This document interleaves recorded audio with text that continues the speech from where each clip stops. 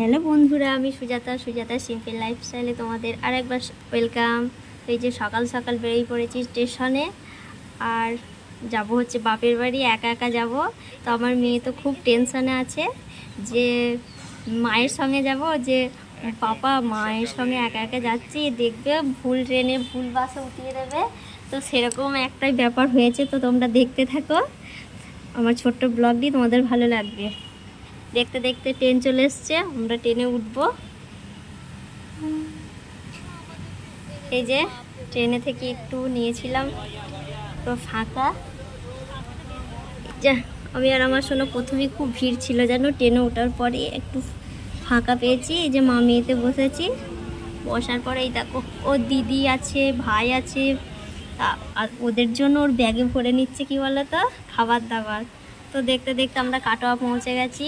মা আর ভাই নিতে আসার কথা ছিল, ওরা এখন বাসে আসছে। আমার মেয়ে বিরক্তি করছে, তাই বললাম যে তোমাদের আসতে হয় না, আমি একাই চলে যাচ্ছি। আর জানো তো কাটোয়া আসলে এদিকে আমরা বাস ধরতে গেলে আমার সোনা একা একা এদিকে একটু হাঁটবেই।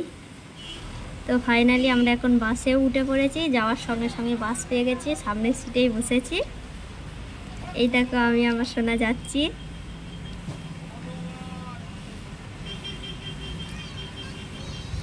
ওই পাখাটা ওর খুব পছন্দ হয়েছে, ও বলে সবসময় মেয়েদের নাকি পিঙ্ক কালার পছন্দ, তাই পিঙ্ক কালারের পাখা নিয়েছে। দেখো বাসা থেকে যাচ্ছে, গ্রামের দৃশ্য দারুণ লাগছে না, পুরো সবুজে ঘেরা। আর এখন তো মাঠে ধান উঠে গেছে, তাও দারুণ লাগছে।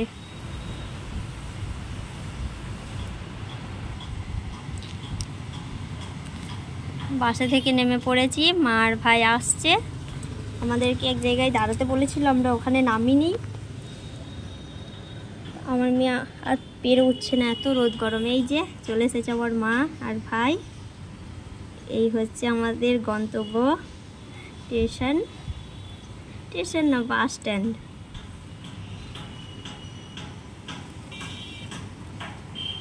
আমি টোটোতে উঠেছি। ওই যে ওসব কেনাকাটা করতে গেছিল।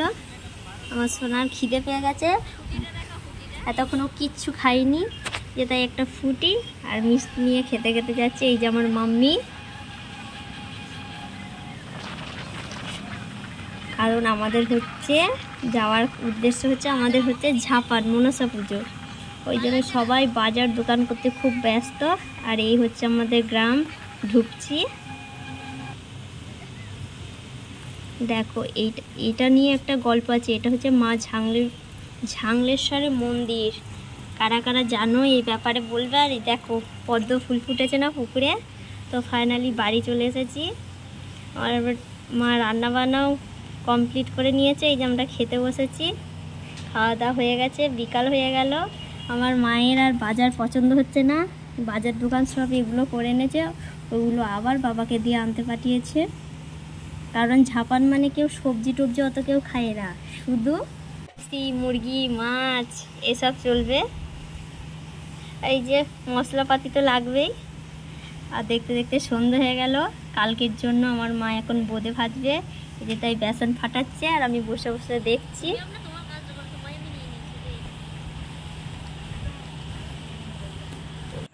সারাদিনে এই যে আমাদের আরেকটা কথা বলা হয়নি, আমাদের নতুন ঘরে ঢুকে গেছি।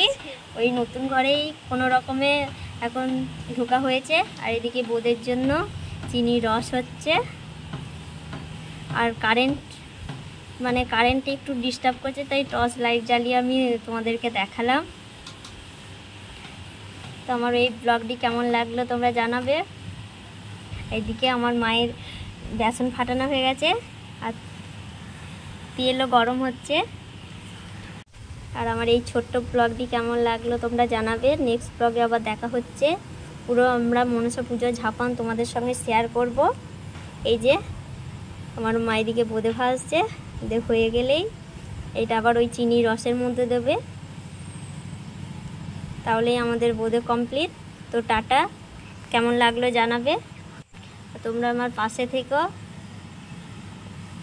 না হলে আমি একটু এগোতে পারবো না। তোমাদের সাপোর্ট তো আমার অত্যন্ত প্রয়োজন। এই যে কমপ্লিট, টাটা, আর নেক্সট ব্লগে দেখা হচ্ছে।